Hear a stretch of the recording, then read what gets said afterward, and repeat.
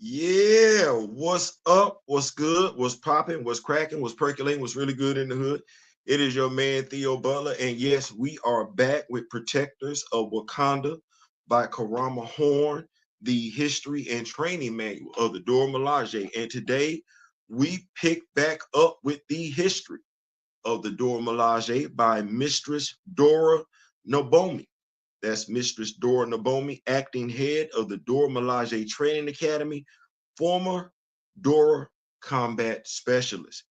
There's an old folk tale that says if you were to take all of Wakanda's secrets and write them on a scroll, it would wrap around the world 10,000 times. I believe if we were to add the secrets of the Dora Milaje to that list, that scroll would double in length. Our role in society and history, as well as the tools and training we use, are all wrapped in secrecy so that we and the Misasarki are kept safe. Years ago, the Dora Milaje weren't even allowed to speak to anyone but the king if we were not on Wakandan soil, and then only in Hosa. It was not out of vanity, but security.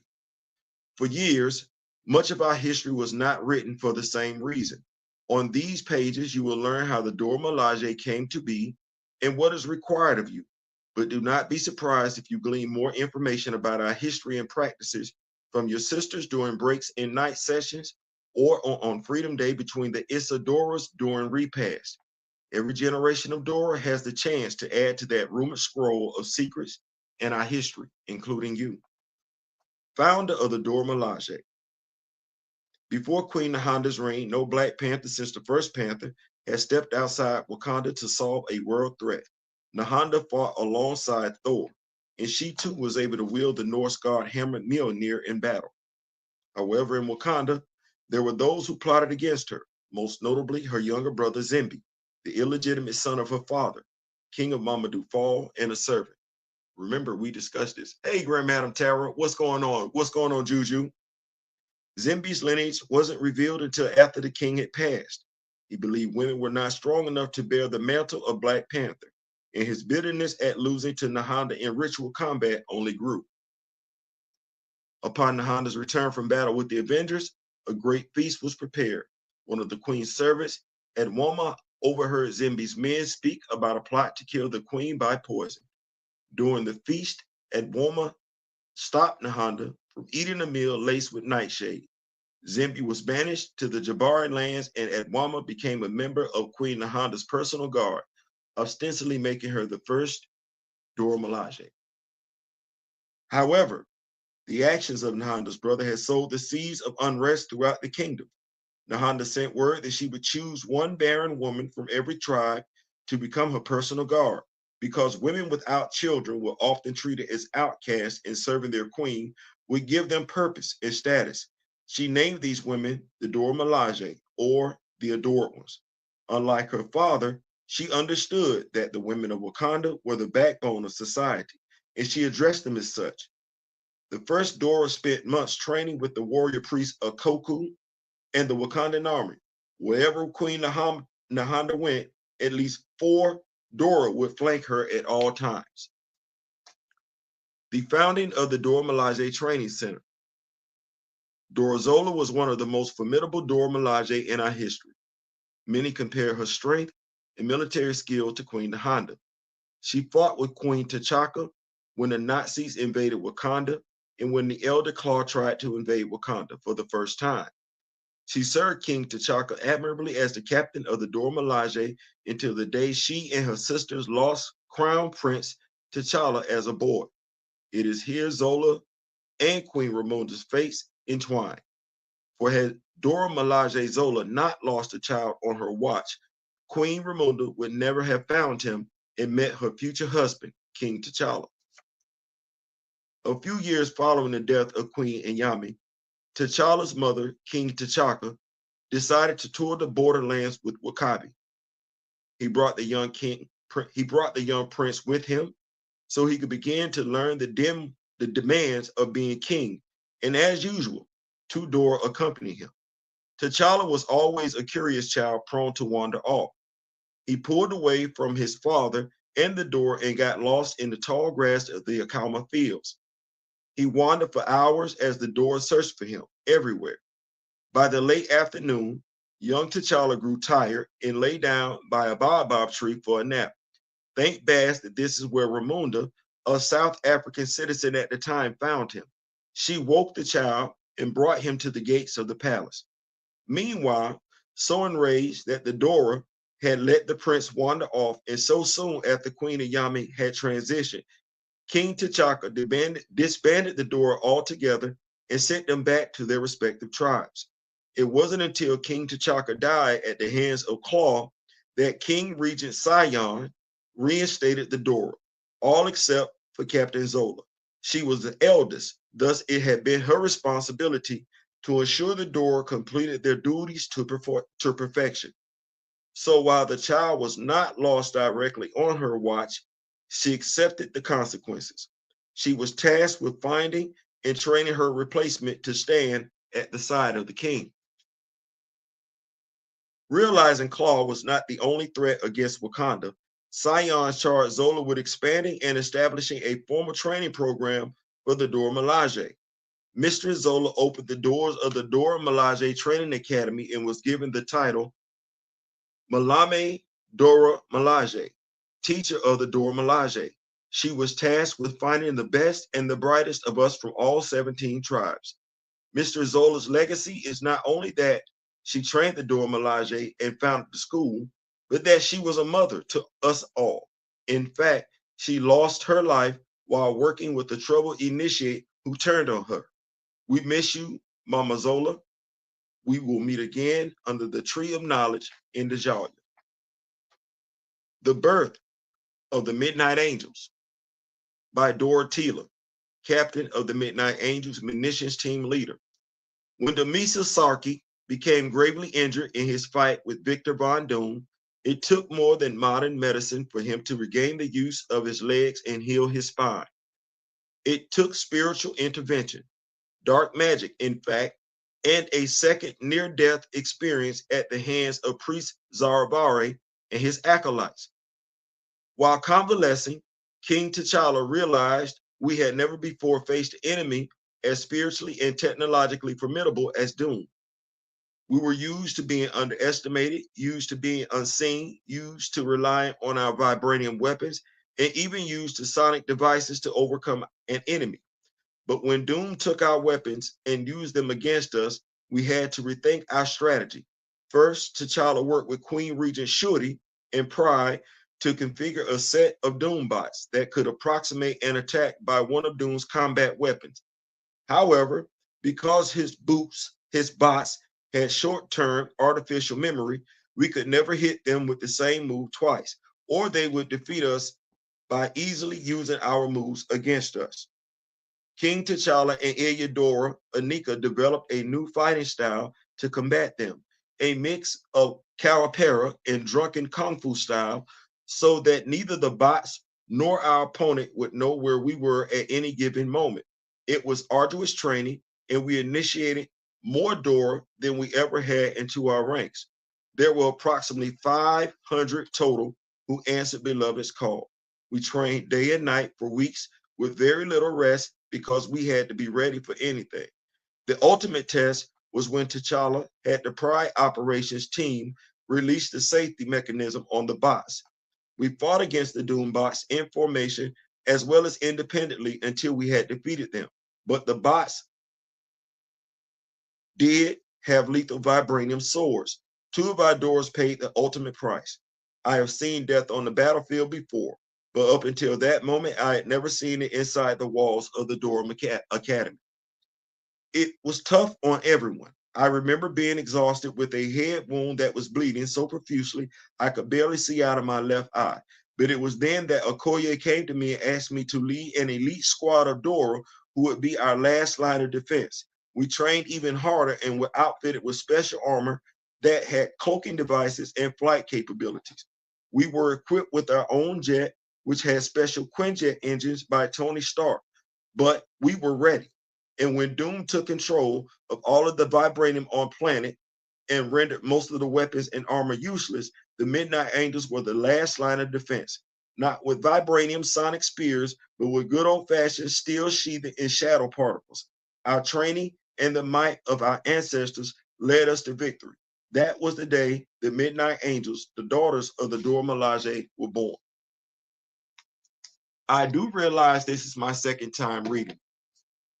I felt like it was pertinent to go over it again because it is within this story, the story of Doom War, the story of power, the story of deadliest of the species, that we as Black Panther fans see this story being butchered, where we see this story being picked apart for the benefits of someone else. It is beneficial as Black Panther fans that we know this history, that we own this history. There are several key parts mentioned in this story. The part in regards to T'Challa, he wasn't dead. That's important. The fact of the role of Zaravari and what he plays in regards to T'Challa still being around, and the role of the Midnight Angels. Right. The role of the Midnight Angels. We might tend to get it misconstrued as to who created the Midnight Angels. We know who created the Doras, or at the very least we should. If we don't, it was Christopher Priest. But who created the Midnight Angels? Oh no, that was Jonathan Mayberry. That's who that was. Not only that, but we get the mention of Sion in that story. Sion, the younger brother of T'Chaka, not to be confused with somebody else, and his role in the continued existence of the Dora Milaje. There are several key points pointing out of that, and I don't know if we were paying attention. I don't know if those of us that don't know realize the significance of those characters, the roles that they play in Black Panther lore, but it is their story, their contributions to Black Panther lore that's not being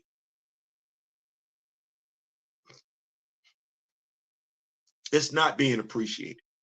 It's not being appreciated. I'm gonna get on with these notes, and then I'm gonna make an announcement in regards to some more changes that we're gonna be making to the channel. I feel like that'll be beneficial to the channel and its audience. Let me get on up here. Juju, my fellow devil dog, is in the building. Grand Madam, my spiritual advisor, is in the building. My brother Daryl, my brother Daryl. Bro, I look up to you. Thank you so much for everything that you have given me. I appreciate it. All the compliments and all the constructive criticism. So y'all give it up for my brother D Real one time. We got my brother Big Chad in the building. Big Chad is in the building. Big Chad has contributed some things. We got some Black Panther socks we're gonna be giving away. Yes. We even got some Black Panther socks we're gonna be giving away. So shout out to Big Chad for making that contribution and everything like that. Come on, yo. Kamoyo King, president of the Black Panther fan group, is in the building. Thank you so much for pulling up. So here's what we're going to be doing in regards to the channel. And I thought about this because of what we did yesterday. Akugan, Brutalizer of Gods, to me is an interesting read. I like it. But to be fair, I got it. I don't know how many people have it, how many people feel like they want to take a chance on it, all things considered. So what I'm going to do is I'm going to keep the view discussions coming. I'm going to keep the view discussions coming where we get to sit back, chop it up in regards to a comic book that's out there. But what I'm going to also do is I'm going to go back to doing the comic book reviews, but they won't be as in depth as they were. I'm not going to do that. What I'll do is I will do a summary. So comic book reviews going forward will be 5 minutes. I'm gonna try and keep it around by that time frame. Those reviews will have pictures in them and everything like that. And then a day or two after that, we'll come back and do a view discussion. So that I give those that have time, that have the comic book, time to see where I'm coming from in regards to it, and those that don't have the comic book to, at the very least, familiarize themselves with it, and then we can sit down and chop it up and everything like that. So I'm gonna do that in regards to stories going forward. I'm definitely going to go back and do that in regards to Akagon, Brutalizer of the Gods, because like I said, I think it's interesting. I'm compartmentalizing. I'm compartmentalizing. I'm not telling anybody else to do that. I'm telling you what I did. I'm compartmentalizing. I'm like, this over here, while it's written by the same person, ain't got nothing to do with this over here. I'm reading this over here for what this is. I'm looking at this ain't got nothing to do with this over here. The only thing this is because it's written by the same person. That's it. That's it. So we'll be doing that going forward. That's the way I'm gonna do it. And I think that'll be beneficial to the channel. There's so many interesting titles I want to bring to us, but I don't want to, how can I put it? I don't want to overcook the grits per se. And I at the very least want you to see what I'm seeing. And I think that's fair. Let you see what I'm seeing, and then let's come back and chop it up, and you'll be able to give me your opinions on it. That's what that is. We got everybody greeting each other. My brother Dara greeting everybody. So yeah, that's what we're gonna do and everything like that. So the very first story that will apply to a Black Lightning number 5. If you have not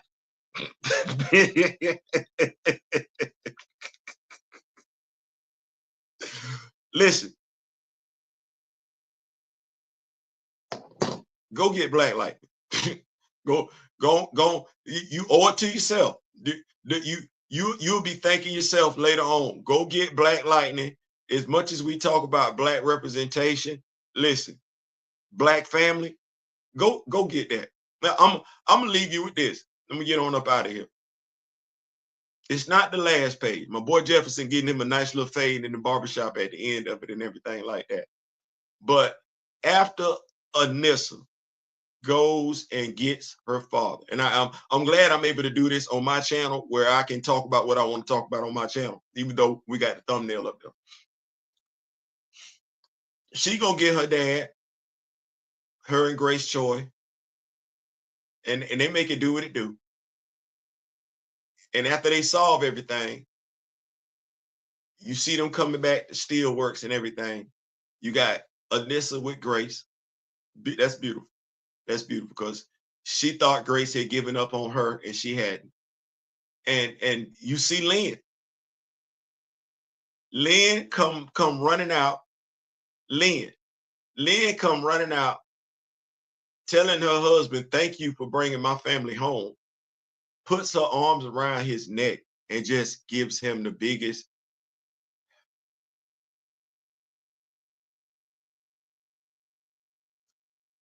That's underappreciated. That's underappreciated. So to the whole creative team over there on Black Lightning, I thank y'all so much.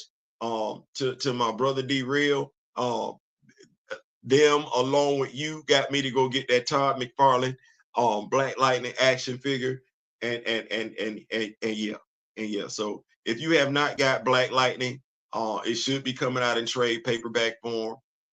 You might want to hold off till the end, but they got something with that, and they will be coming back in the Power Company Recharge, and we're gonna be covering that too. So I'm gonna keep up with these notes, and then I'm gonna get on up out of here, and we're gonna jump on up out of here. So if that is it, that's what we got going on for Protectors of Wakanda. We will be coming back with part 2 on Tuesday. Part 2 for Tuesday. Part 2 for Tuesday. The honor. I am Wakandan. Where I go, my nation follows. Should it? We're going to be jumping off up into that on Tuesday. Make sure you got your notifications on and everything like that. This has been a blast. Hey, Daryl, stay by your phone, big dog. I'm going to be hitting you up as soon as I get off this live, if you ain't busy. That said, we out. We out. Till next time. In the meantime, in between time, in the memory of the late, great Don Cornelius and Chadwick Boseman, I wish each and every last one of you love, peace, and so we out.